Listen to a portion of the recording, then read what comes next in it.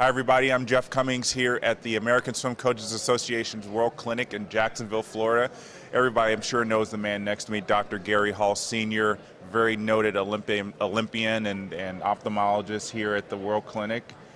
Dr. Hall, great to see you again. Thank you, Jeff. Nice to be back. So, you've got to know you are the source of envy and jealousy for coaches, swimmers, people everywhere. You're down in Islamorada, Florida, just living it up in the Florida Keys there. But obviously, that comes from a lot of success and hard work. Olympic medals and your very thriving career in ophthalmology in Phoenix. So, talk about how you founded the race club down there and the spark that got that going.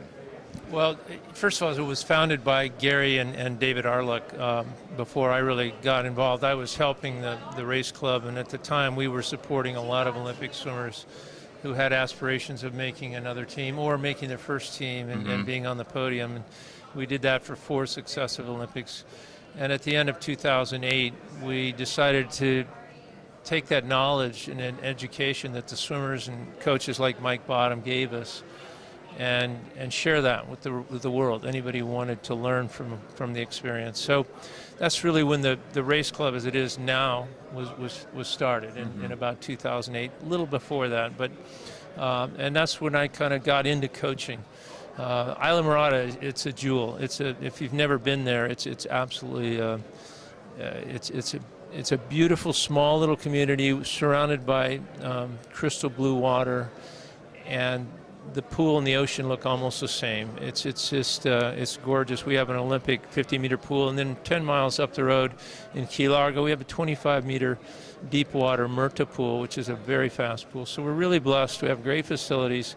It's a great place for me to teach. We don't train a team there. We have camps, and we do instruction all year round.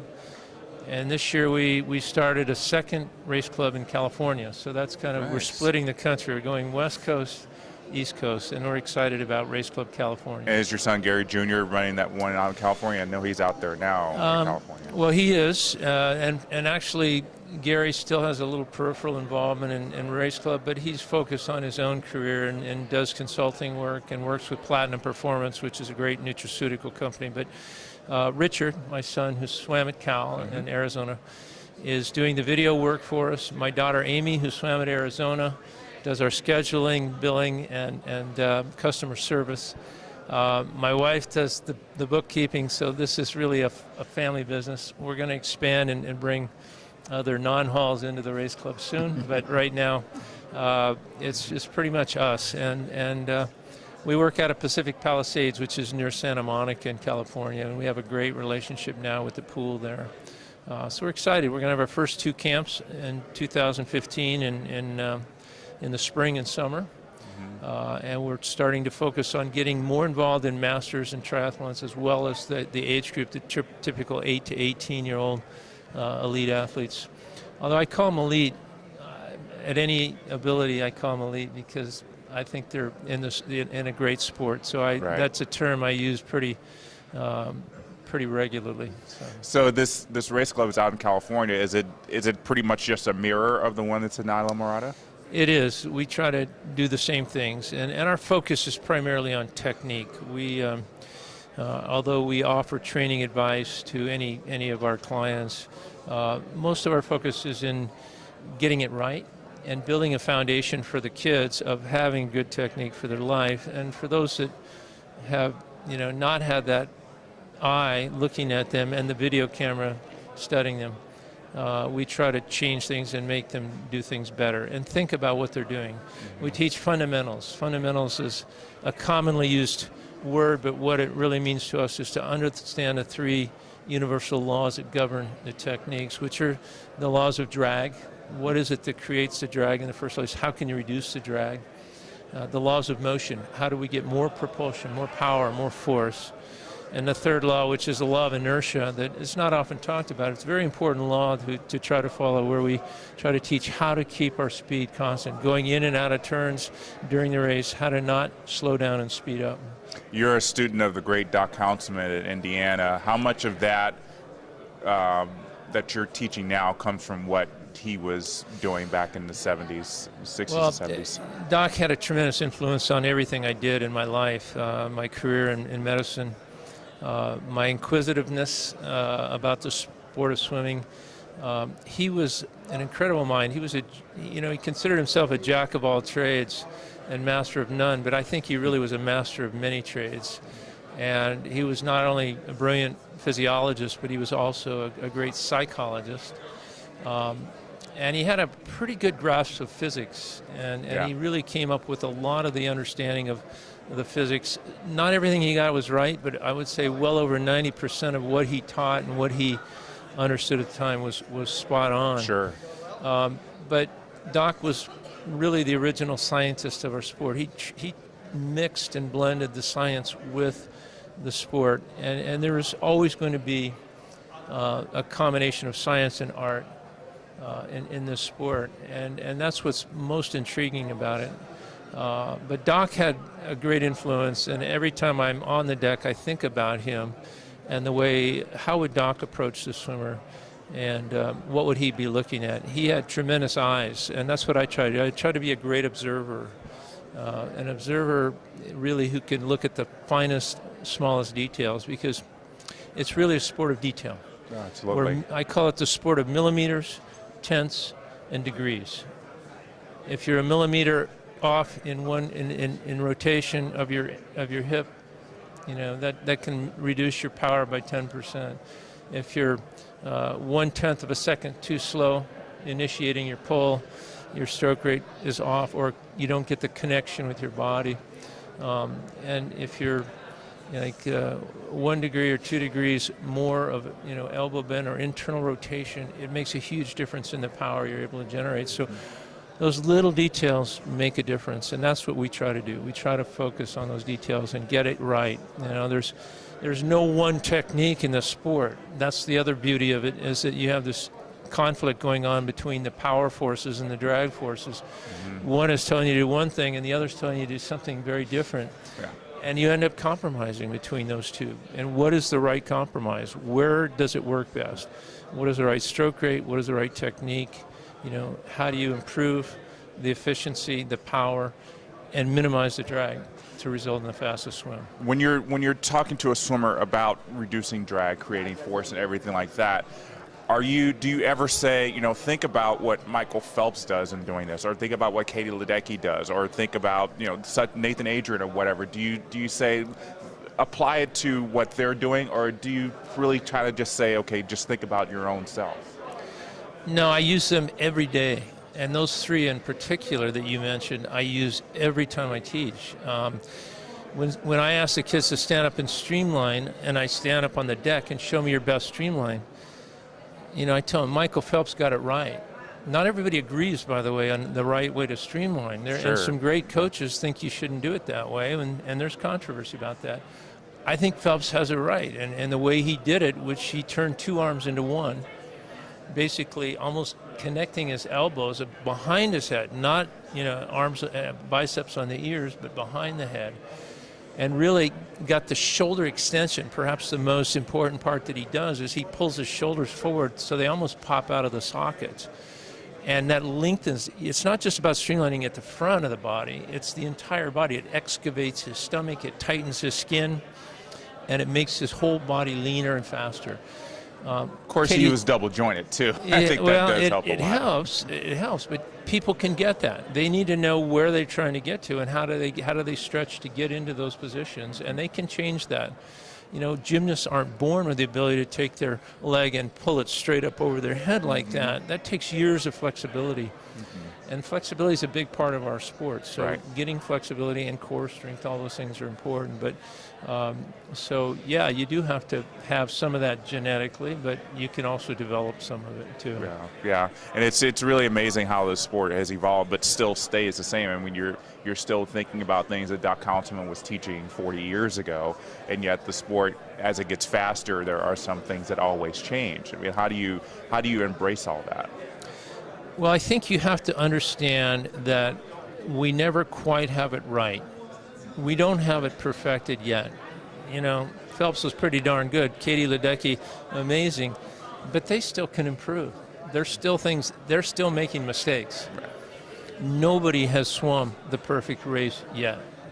And so we have to keep refining. We aren't going to see, of course we said this years ago, you're never going to see this huge increases in time, drops in time like we used to, but we still did. We are going to approach some point at which we're not going to see as many world records, or they're going to be broken by a smaller increment of time.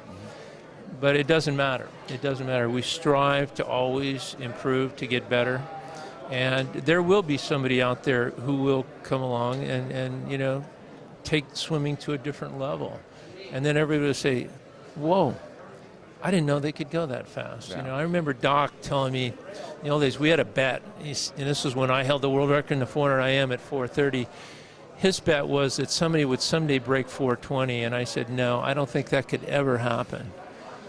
Well, Doc was a lot smarter than I was, and 4:03, I think maybe was Phelps' greatest swim in his career that he did in 2008. But, who knows what the future is? All I know is if we pay attention to the minutest details and the little things, and I think drag is I call it the number one enemy of the swimmer and the sport. If we can figure out how to make the human body slip through the water easier, because there's a limit to how much force we're going to get and create. Right.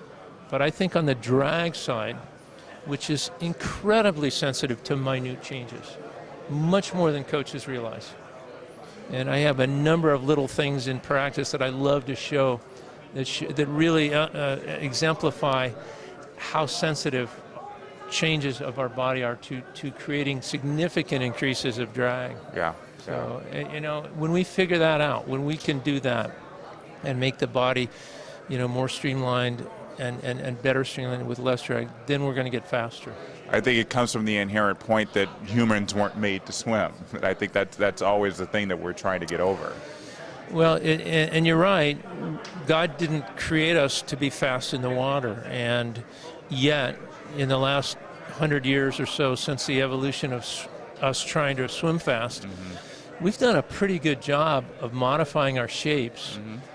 Some through just an evolution of the body changes, taller bodies, leaner bodies.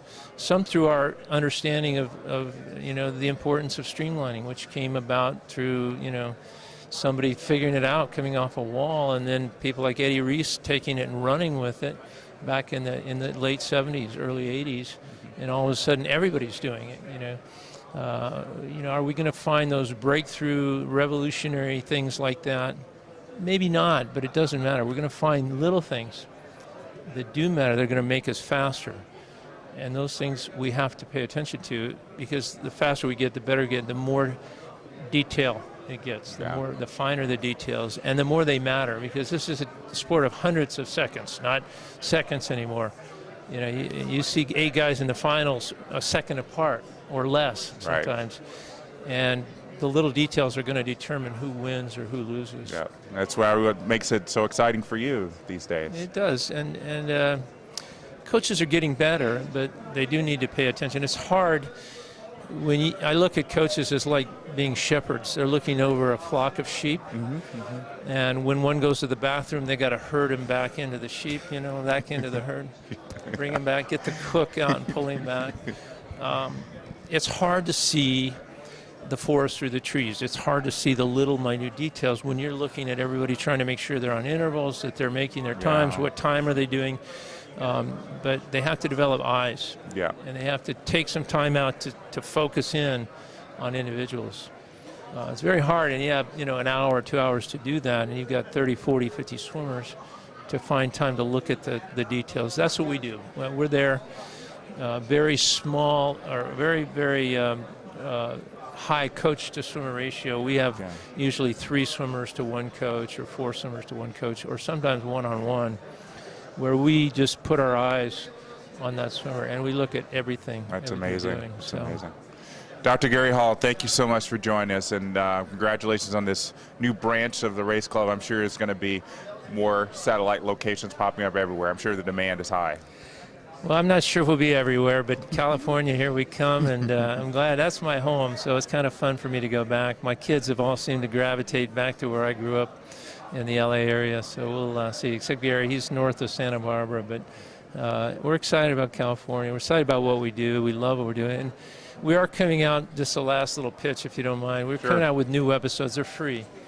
But we spent a week last winter with Rebecca Soni, Roland Schumann, Junya Koga from Japan, a guy named Zach Hayden from the UK, who's a breaststroker and freestyler, and then Lexi Kelly, who's an open water swimmer. And we did one full week of 8 hours a day of videoing with the Red Epic, which is a 5K resolution camera, which is incredible footage. That's what Richard does, and he's in a whole production team.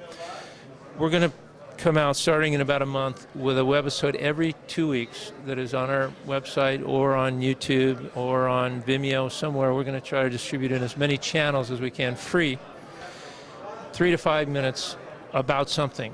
And it'll be all 4 strokes, starts, turns, mental training, yoga for swimmers, dry land. It's going to have a whole bunch of great stuff. And we hope that we can help coaches with that service. That's what we do, and that's how we get our name out there. And we're really excited. I've done 15 webisodes so far on breaststroke. Just watching Rebecca underwater at the slow motion at the level of what we're doing is pretty incredible to see what she did and what her capabilities were. So you'll see that soon, so watch for it, probably starting November. Raceclub.com. TheRaceclub.com, that's it. TheRaceclub.com. And also, you can find them on YouTube. Just look under YouTube channel, just Google The Race Club, and you'll find all our videos on there. But starting in a month, we'll have a whole new series, and you'll see a new one come out every 2 weeks. I'm excited for that. I think everybody else out there will be excited too. Good. Well, thanks so much for joining us, and good luck with everything in the future. Thank you, Jeff. All right, my pleasure, Dr. Hall. All right, so for everyone here at Swimming World and at the ASCA World Clinic, I'm Jeff Cummings. Thanks for watching.